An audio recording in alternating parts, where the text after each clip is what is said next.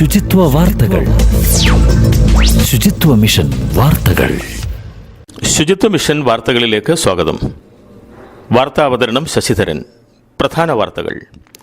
ശുദ്ധജലവും ശുദ്ധമായ ഭക്ഷണവും മനുഷ്യാവകാശമെന്ന് മനുഷ്യാവകാശ കമ്മീഷൻ. കണ്ണൂർ ജില്ലയിൽ നിരോധിച്ച പ്ലാസ്റ്റിക് ക്യാരി ബാഗുകൾ പിടിച്ചെടുക്കുന്നു. എല്ലാ സർക്കാർ സ്ഥാപനങ്ങളിലും ഗ്രീൻ പ്രോട്ടോക്കോളുമായി പത്തനംതിട്ട ജില്ല. വാർത്തകൾ വിശദമായി.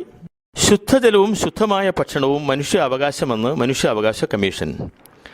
വെള്ളം നിറച്ച പ്ലാസ്റ്റിക് കുപ്പികൾ കഠിനമായ വെയിലിൽ തുറന്ന വാഹനങ്ങളിൽ കൊണ്ടുപോകരുതെന്ന് മനുഷ്യാവകാശ കമ്മീഷൻ നിർദ്ദേശിച്ചു.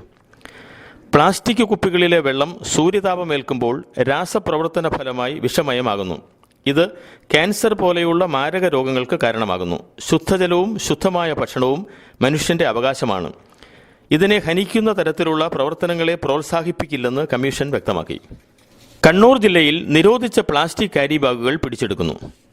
ജില്ലയിലെ എല്ലാ ഉദ്യോഗസ്ഥരുടെയും സർവീസ് സംഘടനാ ഭാരവാഹികളുടെയും യോഗത്തിലാണ് ഇത് സംബന്ധിച്ച തീരുമാനമായത്.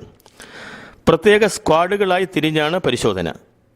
നഗരസഭാ പരിധിയിൽ നടത്തിയ പരിശോധനയിൽ 23 കിലോഗ്രാം പ്ലാസ്റ്റിക് സഞ്ചികളാണ് പിടിച്ചെടുത്തത്. ഇവരിൽ നിന്ന് പിഴയും ഈടാക്കിയിട്ടുണ്ട്. നിർദ്ദേശങ്ങൾ അവഗണിക്കുന്നവർക്കെതിരെ ലൈസൻസ് റദ്ദാക്കൽ പോലെയുള്ള കർശന നടപടികൾ സ്വീകരിക്കുമെന്ന് ഭരണകൂടം അറിയിച്ചു. ശുചിത്വ മിഷനാണ് ജില്ലയെ പ്ലാസ്റ്റിക് മുക്തമാക്കാനുള്ള കർമ്മ പദ്ധതികൾ തയ്യാറാക്കിയത്. ഇവർ തന്നെയാണ് രണ്ടാം ഘട്ടത്തിൽ പരിശോധനയ്ക്കും മുന്നിട്ടിറങ്ങുന്നത്. എല്ലാ സർക്കാർ സ്ഥാപനങ്ങളിലും ഗ്രീൻ പ്രോട്ടോക്കോളുമായി പത്തനംതിട്ട ജില്ല. ഹരിത കേരളം പദ്ധതിയുടെ ഭാഗമായി എല്ലാ സർക്കാർ സ്ഥാപനങ്ങളിലും ഗ്രീൻ പ്രോട്ടോക്കോൾ നടപ്പാക്കുമെന്ന് പത്തനംതിട്ട ജില്ലാ ഭരണകൂടം.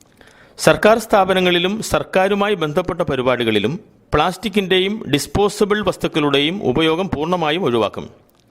ജില്ലയിലെ എല്ലാ സർക്കാർ സ്ഥാപനങ്ങളിലും ഗ്രീൻ പ്രോട്ടോക്കോൾ അടിയന്തരമായി നടപ്പിലാക്കി മെയ് മാസത്തിൽ സമ്പൂർണ്ണ ഗ്രീൻ പ്രോട്ടോക്കോൾ ജില്ലയായി പ്രഖ്യാപിക്കാനാണ് തീരുമാനം. ശുചിത്വ മിഷൻ വാർത്തകൾ സമാപിക്കുന്നു. നമസ്കാരം.